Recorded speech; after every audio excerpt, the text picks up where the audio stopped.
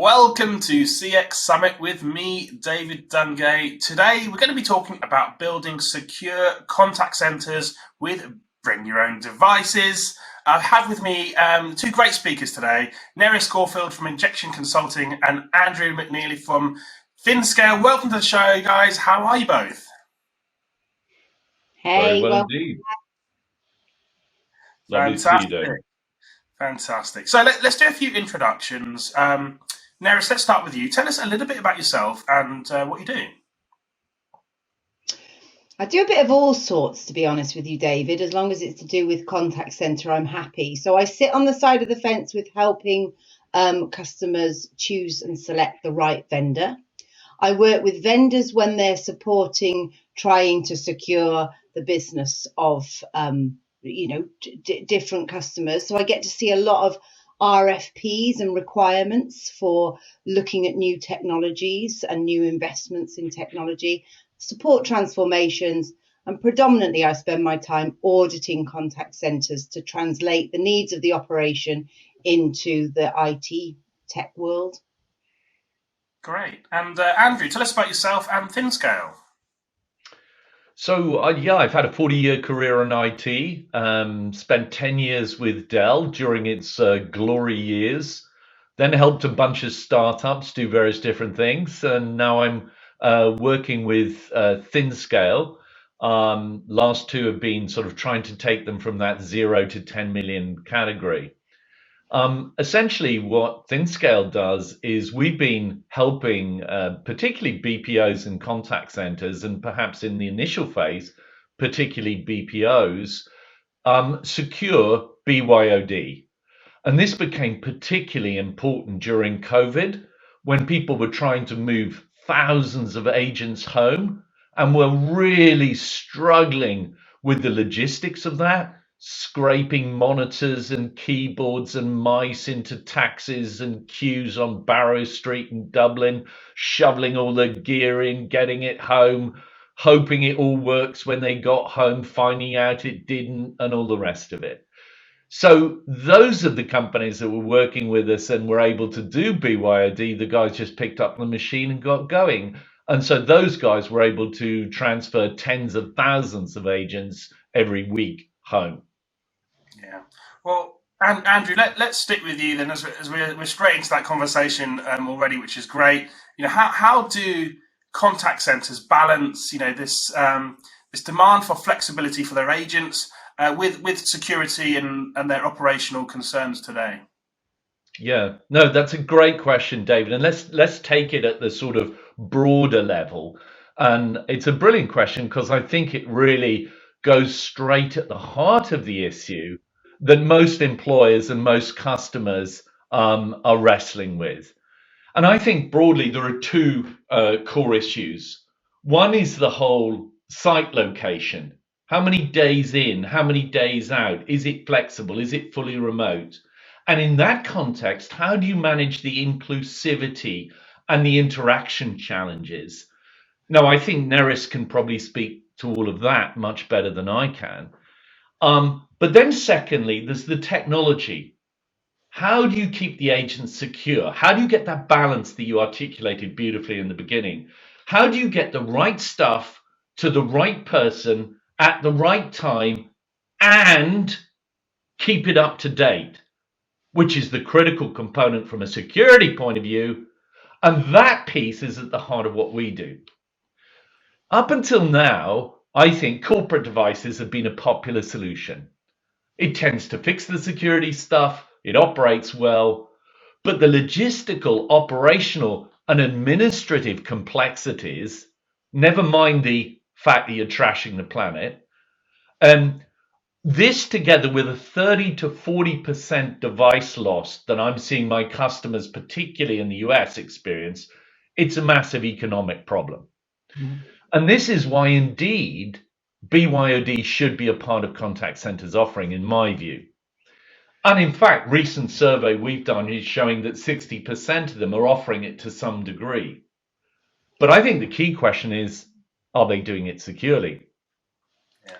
On BYOD, and actually now there's another layer to your question, I think, The requirement to secure the device and to ensure it is completely locked down and managing it comprehensively, that's the core requirement of most call centers.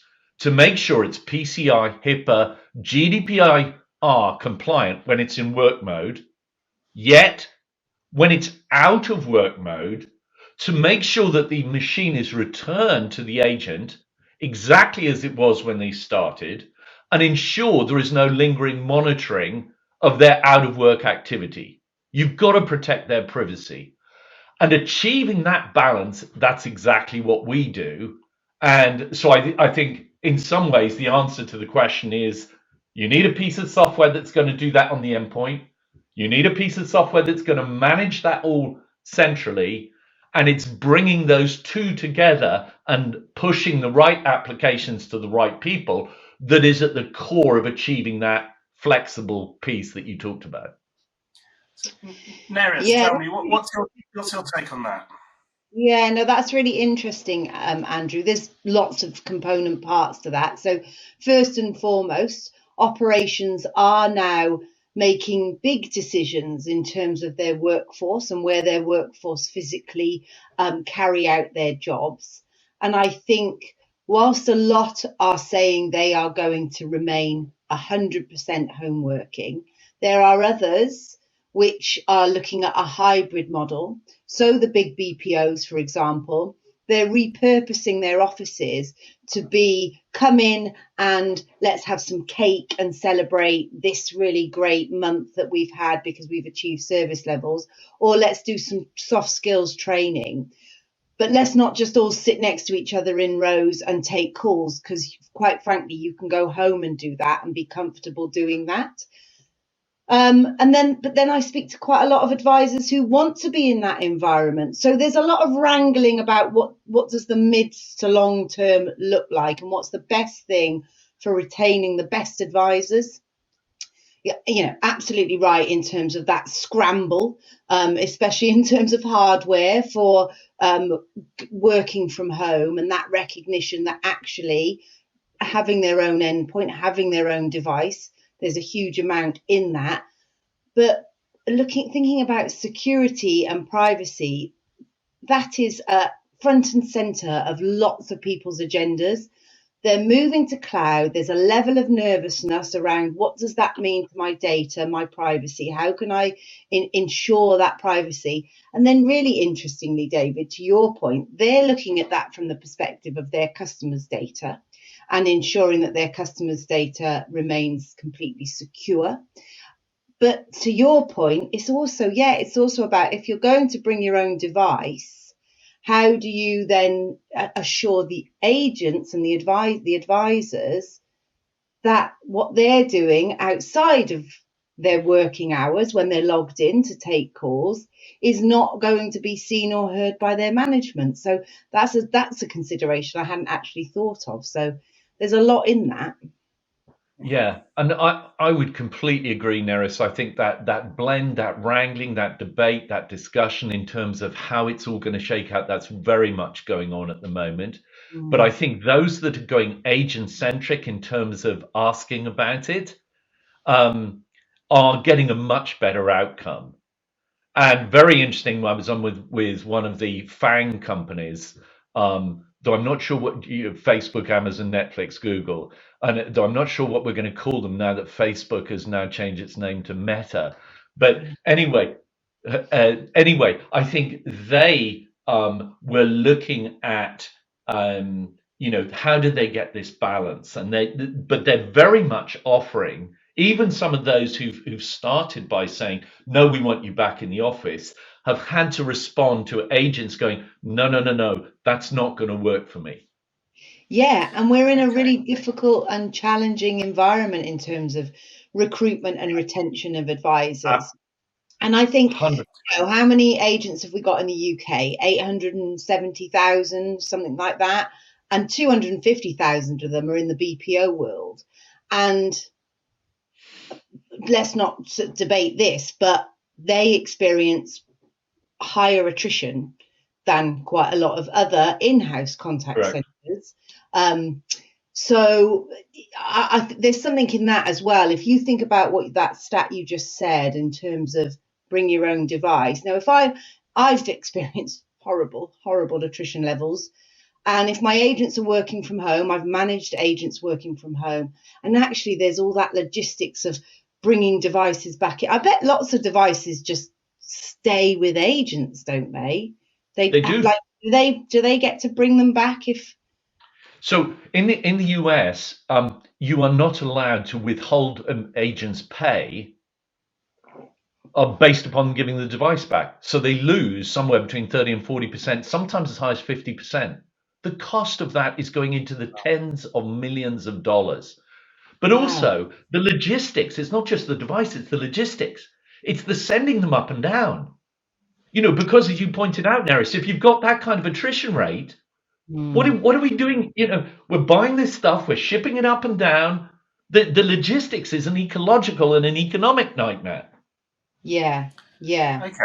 So just bringing it back to security concerns for a moment. Now, we've talked about data, we've talked about privacy of employees, and some of those peripheral risks around getting kicked back, what a huge cost that is. Are there other risks we should be thinking about when it comes to BYOD, especially outside of these? Yeah, I think there are some critical risks associated with BYOD, which is why so many people have been nervous in the past and would have felt that secure BYOD was simply, not possible. And the key issue here is you're connecting something to your network that you don't know about. And that's obviously a security risk. And the solution is to turn something that's unknown into something that's known. I think there are three primary concerns, whether you're actually in or out of the contact center with a BYOD device. First is keyloggers and screen scrapers. Second is data leakage, copying and pasting. And thirdly is malware and viruses being introduced into the main systems. But I think the major issue is it's not a trusted system and not a trusted device. So you need to do something that's going to really ensure that it is properly locked down and properly controlled, because it is the edge, the endpoint, that is the piece that is most vulnerable. I think it's tempting. Sorry, go on, Nerys. No, I was just thinking, so that's very much from the security IT perspective, but also, I work with contact centers who have very strict policies around which websites you can access, when agents can access websites or not. And of course, that concern has extrapolated over the working from home, and then worried that actually now I'm just, paying agents to be there and interacting with our customers, and they might be going onto websites. So IT lock that ability down. So if it's BYOD, can that be locked down? Can you sort of manage that?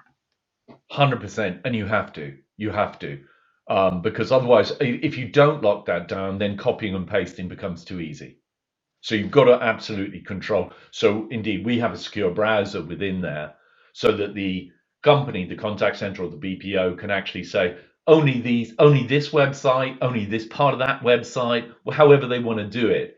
Okay. But absolutely critical to PCI, HIPAA, GDPR control is that capacity to only go into certain places wherever the company specifies they're happy to go, and only to use those applications they're happy to use. Yeah, so you can whitelist and blacklist. Whitelist and blacklist. The endpoint device. Great. Exactly. And indeed, it goes a stage further. You actually put in application execution preventions, which will only allow those Windows binaries to run, which are critical for the applications. Okay. So you've got it absolutely buttoned down. I wonder if we can put some context around this. Everyone loves a use case. Can we talk about maybe some use cases where either of you have seen where BYOD has actually been a success in a hybrid or a remote contact center? Are there any particulars you can pick out from maybe Nerys, some of your dealings with your customers, or Andrew with yours? Who wants to take that one first? You go, Andrew. Okay, I'll do a couple, and then let Nerys, you do. So I think I've got one big, one small, because I think that's helpful for people. I think the first example was one of the European governments that was trying to spin up a COVID-19 hotline. And this was sort of late tail end of 2020. And they needed about 4,000 agents, and they wanted it up and running in 4 weeks. The lead time at that stage for PCs was 8 weeks. So if you were going to do that, you were dead. If you were going to ship device, you just simply couldn't fulfill the contract. So these guys used BYOD and managed to recruit 4,000 agents in 4 weeks, get them up and running, get them in using this technology to absolutely completely lock it down, because they were also using private data, medical data related to this particular government's private citizens. And then on foot of that, they won similar contracts with 2 other European governments. So I think that was an incredibly successful deployment for that company. And another one was a very small sort of Canadian outsourcer who were having tremendous trouble with something you were talking about there, Nerys, earlier, this whole talent acquisition piece. And one of the keys to speeding it up is a piece of technology that actually looks at the agent's machine during the recruitment process, helps the agent actually get it patched, get it organized, and so that by the time they finish the recruitment process, you can onboard them immediately. So there's no gap between I sign the contract, I start my job. And that massively, for this Canadian company, before they started working and using this system and BYOD and pushing out to more remote places, they were experiencing a 30 to 40% attrition between recruitment and into production. Afterwards, they were down to 6%. So those are a couple of very clear, dramatic, I think, examples of how it's transformed people's operations. Yeah, they are. That is a really material difference, isn't it, in terms of that gap, that change. So, full disclosure, I have not got any customers that I've worked with that have got BYOD as a policy. However, I am working with customers who are considering it, and they're wrangling with various different things. There is an appreciation now with working from home that it's being seen as a real benefit to the advisors. They're comfortable on the device that they're comfortable with. It's proven to improve their productivity as a consequence of being comfortable in the device. It also, in terms of that competency, it increases their level of competency. The things that they're sort of looking at is, well, this CCaaS solution that I'm going to deploy requires the advisors to be on N-1 version of Windows, or they need sometimes they can't have a Mac, and the agents have a Mac. So there's a few challenges that get thrown into the mix, and then just generally that nervousness around data security, particularly those that are very on-premise mindset, which a lot are. So they're moving to cloud, so that's a big step. But at least they've got that endpoint device that they feel that they have got guardianship over. And I think there's this nervousness about losing that guardianship. But I think the ops managers, conversely, they see the value in it. But it is very much I think it's an IT-led decision and discussion. I don't know what you think, Andrew. How much is getting in? I mean, I think that whole issue in terms of getting the right version and the right volume, I think that's one of the pieces we particularly play into, because that's exactly what we're doing. We're checking at the point of recruitment, have they got the right version of Windows on? So, and then we're helping the agent go, here's how you fix it. Yours isn't up to date. Here, look, this is what you need to do to go fix it. So the agent can get themselves ready. So that's how we help them fix that aspect of it. Number one. Number two, because it's a Windows machine, you can also put the application, the soft phone application, on the Windows endpoint device. So you're not loading up the voice traffic over the VDI. So better experience for agent, better experience for customer at the other end. Right. And Okay. the whole IT department can now manage all of these BYOD devices in exactly the same way as they manage their own corporate devices. So you've got control without intrusion. See, and that's the other thing, isn't it? The Right. support Okay. thing. Sorry, David. Yes. That's all right. So, I mean, we're coming towards the end of the session now. So, I mean, I've got two sort of really key questions I want to ask you both. Before we say goodbye today, and that is, we've been talking about data as one of your customers' concerns, Nerys, is around that data and how secure is it. So, is customer data at a higher risk in a BYOD environment, and does it need to be? And then can BYOD make your contact center more resilient ultimately as well? So I really want to get to those two sort of key questions before we leave today. Andrew, do you want to go first? I think it's Nerys' turn to go first. No. You, You don't want me to go first on this one. okay. So look, I think absolutely, at all times, as soon as you give an agent customer data, it's at risk. Even if you're in a clean center, even if you've got it, if you've got guys who can memorize numbers, they can get at the data. But really, what my customers are concerned about is not individual stuff like that. It is actually data set leakage. That's what they're concerned about, sort of data in volume disappearing. So yes, there's risks related to how that's done. Now, the way that you try and do it is clean room and all the rest of it when you're in a contact center, but that's not nice from an agent experience. So, Horrible. and in fact, I was on with a guy yesterday who's got 3,000 agents, and he was saying to me, I wouldn't allow that to happen from a human being point of view. So he's So not going to run his call center. He's not going to run his call centers like that. So no. this sort of overthinking about employee monitoring, I don't think is the right way to go. I believe in EX equals CX. Look after your employer, they'll look after your customer. Get it right for the agent, it'll work. So what you got to do is just make sure that the bad actors are prevented, the technology is locked down, and they can't do any mischief, and there's no leakage from there. So that's kind of part one. Part two, is the presence of BYOD going to make you more resilient? I think the answer is an absolute 100% yes.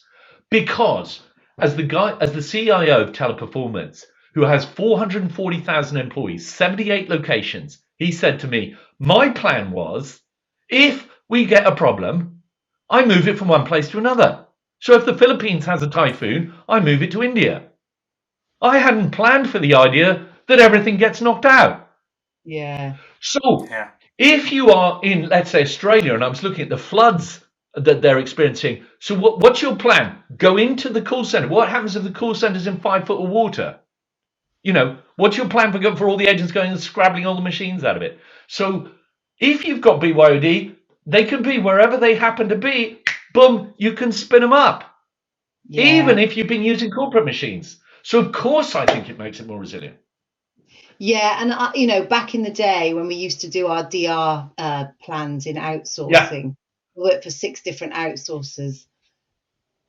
They were nice in terms of a concept of what might happen, but now the reality has happened, and people, even like the CIO of TP, has recognised that they didn't cover all eventualities, those DR plans. So that's really interesting around that note.